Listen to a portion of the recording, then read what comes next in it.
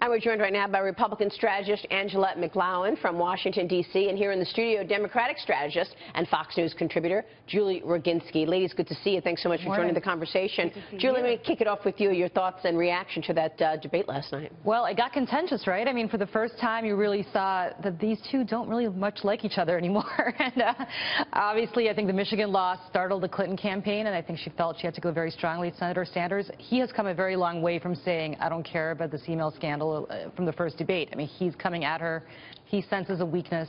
He understands that he needs to perform well in Ohio. He certainly will not win Florida next week, but he needs to perform well in Ohio to keep going. And he understands this is his last chance to do it. She's weak. I mean, and Michigan actually demonstrated how weak she is. Now, she won Mississippi. You know, I'm from Mississippi, and a lot of African Americans supported Hillary. But if you look at Michigan, which she was ahead in the polls, Peter Barnes just said, she lost amongst African Americans. They're supporting Bernie.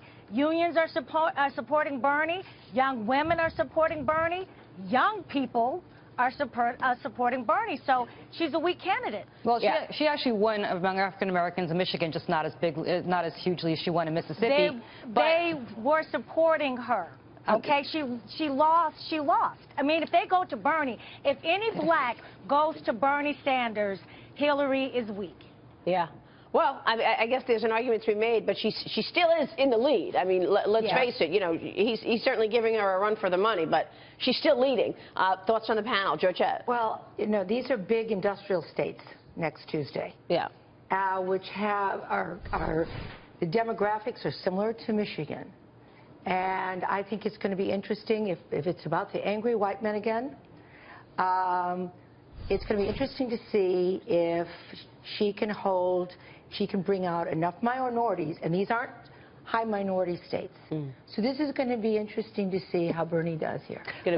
Don't forget that she's essentially emulating the Obama coalition from '08. The tables have really turned, and Obama won the very people that she's winning. Bernie is winning the people that she used to win.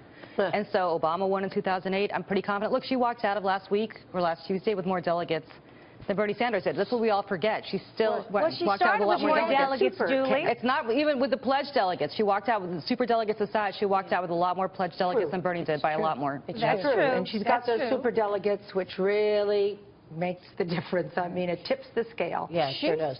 She's having the same problem on trade that the established Republican politicians are having. Bernie and Donald Trump really are appealing to the same people who see the manufacturing industry in this country has been decimated by trade, and she will never be able to extricate herself from NAFTA. I mean, it's her husband and her and NAFTA. Yeah. And I don't know how she talks her way out of that one. And that's a huge thing that's hurting her in the Rust Belt in Michigan, and you could see it hit her in Ohio. It is, but in the general election, which is what she's thinking towards right now, I think she assumes she's going to be the nominee.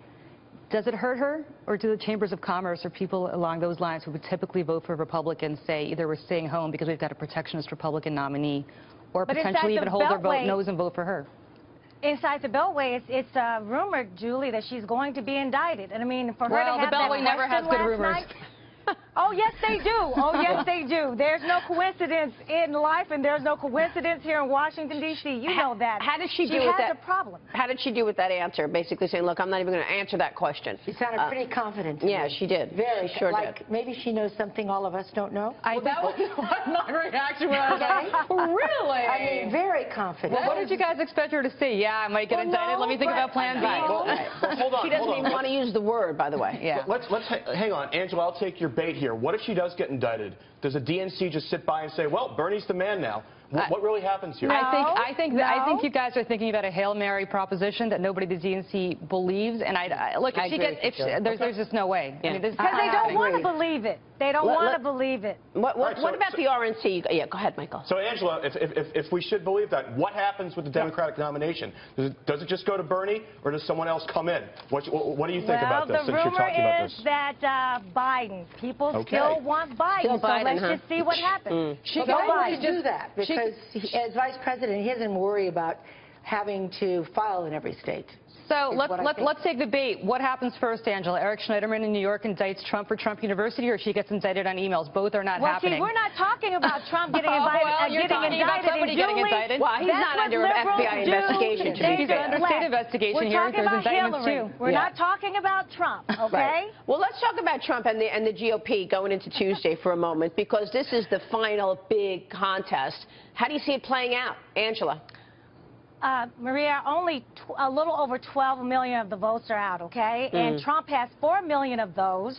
And Cruz, Rubio, and Kasich, they share the 8 million. Only half the delegates are out. Now, the bottom line is more than likely we will go into a broker convention. But I think that Cruz can win North Carolina with the evangelicals. I think that Cruz can win Missouri. And Kasich is going to take Ohio. So, you know, it's not over yet. But Cruz has not been successful with the evangelicals. Right. I mean, it's been really quite stunning. Amazing that Trump is getting the evangelicals. Amazing. And no one can figure this out. I have yet to hear someone explain to me why they're going to Trump. And they are. And so I think Cruz, I don't know what his Well, part of the story is what you mentioned, Dagan, and it's trade and it's immigration. These two issues are ripping the party apart. Top story in the Journal, by the way, opposition to free trade gaining ground in both political parties, making passage of the Pacific trade deal this year less likely. TPP, not going to happen right now. And your social issues fall away when it's about the economy. Yeah. When it's about the economy and jobs, and people across the South feel like they've been ignored by the Republican Party for 30-some-odd years. Yeah. Now, David, in Mississippi, evangelicals did support Trump, but some are still going to Cruz. Now, the reason why they're supporting Trump is about jobs. Yeah, but it's about jobs in the economy. Yeah, right, but the fact that just won't cut it. What is astounding to me is that they're supporting a thrice divorced man who used to be for partial birth abortion and every issue that is anathema to them. Obama. Obama. I'm talking about the evangelicals supporting Trump. And so, you know, that to me is the mystery of what's going on right now, whereas Ted Cruz has very pure bona fides on social issues, and nevertheless, he's losing these guys. But you know what? Again, it's the establishment reading the voter incorrectly. Agreed. Because they don't care. Yeah. They're not judging. You know, a person with a Christian heart doesn't judge another person's past. They take him on his, take Trump on his word, and they just don't care about what he's done in the past. They care about jobs coming back to the United States. And all roads lead to jobs, on trade, on immigration. It all leads to jobs. And this fear that foreigners are taking jobs, trade deals are putting American jobs at risk. There you go. Angela, good to see you. Thanks so much for joining us. Julie Roginsky, always a pleasure. Thank you, ladies.